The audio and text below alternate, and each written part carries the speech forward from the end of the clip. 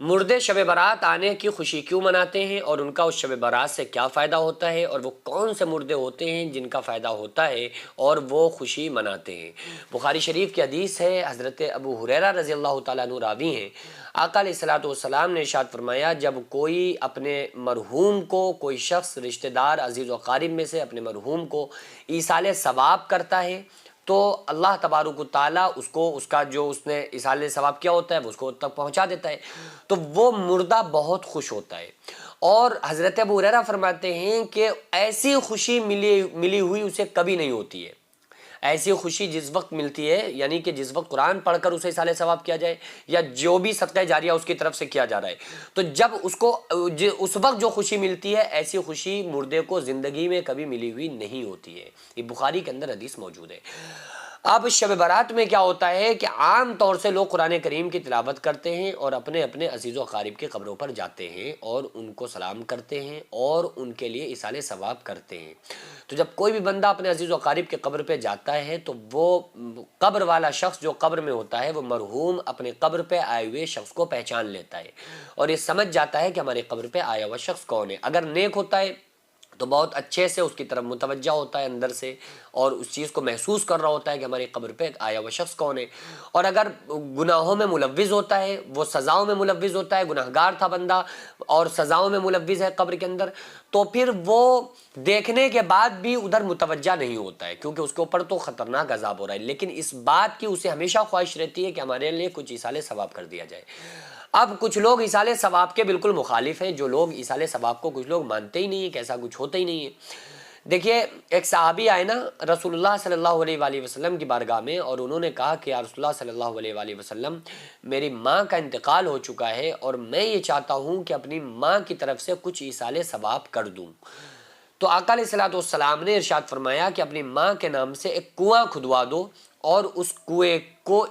کے لیے اجازت دے دو، سب اس کو آزاد کر دو، جو چاہے اس کنویں سے پانی پیے۔ تو جب تک پیاسے لوگ اس کنویں سے پانی پیتے رہیں گے تمہاری ماں کو اس کا ثواب ملتا رہے گا۔ تو آپ اپنے مرحومین کی طرف سے کوئی بھی کام کر سکتے ہیں۔ سب سے آسان یہ ہے کہ آپ قرآن کریم تلاوت کریں اور اس کے بعد وہ ایصال ثواب کر دیں۔ اپنے مرحوم کی طرف سے صدقہ بھی کر سکتے ہیں، اپنے مرحوم کی طرف سے آپ طواف بھی کر سکتے ہیں، مرحوم کی طرف سے آپ عمرہ بھی کر سکتے ہیں، مرحوم کی طرف سے آپ مسجد بھی بنوا سکتے ہیں، مسجد میں پیسہ بھی لگا سکتے ہیں، آپ صدقہ بھی دے سکتے ہیں، آپ مدرسوں میں پیسہ دے سکتے ہیں، غریبوں کی ہیلپ کر سکتے ہیں، اور اس میں نیت یہ ہو کہ بھائی ہمارے فلاں مرحوم کی طرف سے ہم یہ عمل کر رہے ہیں اور اللہ سے دعا کریں کہ اللہ اس کا ثواب ہمارے فلاں مرحوم تک پہنچا۔ تو ہر سال چونکہ انسان بالکل اپنے مرحومین سے بالکل بیزار ہوتا ہے، انہیں خیال ہی نہیں ہوتا ہے کہ جلدی جانا ان کی قبروں پر۔ آقا علیہ الصلوۃ والسلام نے جب کہ ارشاد فرمایا کہ میں نے تمہیں قبروں پہ جانے سے روکا تھا، لیکن اب میں تمہیں اجازت دیتا ہوں کہ جایا کرو، کیونکہ اس سے آخرت کی یاد آتی ہے، دنیا سے بیزاری ہوتی ہے۔ تو قبر پہ جا کے انسان کو آخرت کی یاد آتی ہے، دنیا سے بیزاری ہوتی ہے۔ لیکن جو شب برات کے موقع پہ ایسا دیکھنے کو ملتا ہے کہ لوگ ٹولی بنا کے قبروں پہ جا رہے ہیں، تو یہ تو رسم و رواج بن چکا ہے۔ وہ اپنی موت یاد کرنے کے لیے قبر پر لوگ نہیں جا رہے ہوتے، بلکہ وہ تفریح کرنے کے لیے جا رہے ہوتے ہیں، اسموکنگ کرنے، سگریٹ پینے کے لیے جا رہے ہیں، چلو آؤ ادھر چلے قبروں کی طرف۔ تو میرے بھائی ایسا نہ کریں، آپ مزارات پہ جائیے اس لیے تاکہ آخرت کی یاد آئے، دنیا سے دل ہٹے، دنیا سے بیزاری ہو، ٹھیک ہے۔ دوسرا کام کیا ہے کہ اگر آپ اپنے مرحوم کو ایصال ثواب کرتے ہیں تو اس کا ثواب اس کو ملتا ہے۔ اب آپ وہ کسی بھی طرح سے کریں، تو جو سب سے زیادہ کثرت سے لوگ شب برات کے ہی موقع پر اپنے مرحوم کو ایصال ثواب کرتے ہیں، تو اس لیے وہ مرحوم جو ہوتا ہے نا مردہ، بہت خوش ہوتا ہے، کیونکہ یہ بخاری کی حدیث سے ثابت ہے کہ وہ بہت زیادہ خوش ہوتا ہے، اور وہ یہ کوشش کرتا ہے وہ کہ کسی بھی طرح سے کوئی نہ کوئی آ جائے اور ہمارے لیے کچھ ایصال ثواب کر دے، کیونکہ ڈوبنے والے کے لیے تنکے کا سہارا کافی ہے۔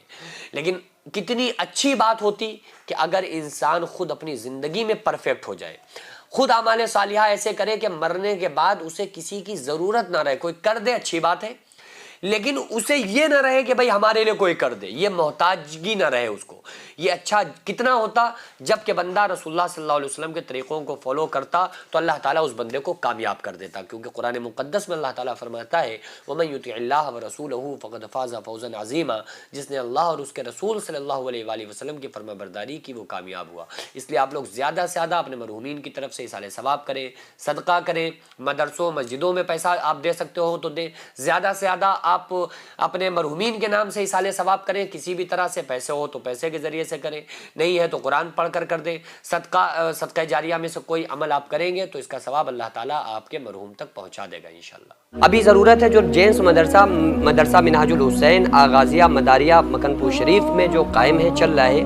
تو اس کا صرف ایک ہال ہے جس میں بچے رہتے بھی ہیں، جو بیرونی بچے ہیں وہ وہیں رہتے ہیں، وہیں کھاتے ہیں، وہیں پیتے ہیں، جن کے رہنے کا بھی کوئی پروپر ان کے رہنے کا کوئی ہال یا کوئی رہنے کے لیے ہاسٹل کمرے وغیرہ موجود نہیں ہیں، جس کی چھت پر انشاءاللہ تعالیٰ اگر کچھ کمرے بن جائیں تو بچوں کے رہنے میں اور اساتذہ کے وہاں پہ رکنے میں کچھ آسانی ہو جائے، کیونکہ پورا مدرسہ جو بنا ہے اللہ رب العزت کی قسم کھا کے بتا رہا ہوں کہ بغیر کسی فنڈنگ بغیر کسی چندے کے بنا ہے، جو اللہ نے مجھ سے کام لیا، میں نے خود کام کیا، اور یہ آپ کو فوقیت کے لیے نہیں بتا رہا ہوں بلکہ صرف آپ کے حوصلے کے لیے بتا رہا ہوں۔ تو اس کے لیے تعمیری کچھ کام ہونا ہے، آپ لوگوں سے خصوصی گزارش ہے کہ اس میں اس کار خیر میں تعاون کریں، اس کام میں حصہ لیں، تاکہ ہمارا یہ جو کام ہے، یہ جو مشن ہے، یہ کمپلیٹ ہو سکے۔ اللہ تبارک و تعالیٰ اس کا صلہ ہم کو عطا فرمائے۔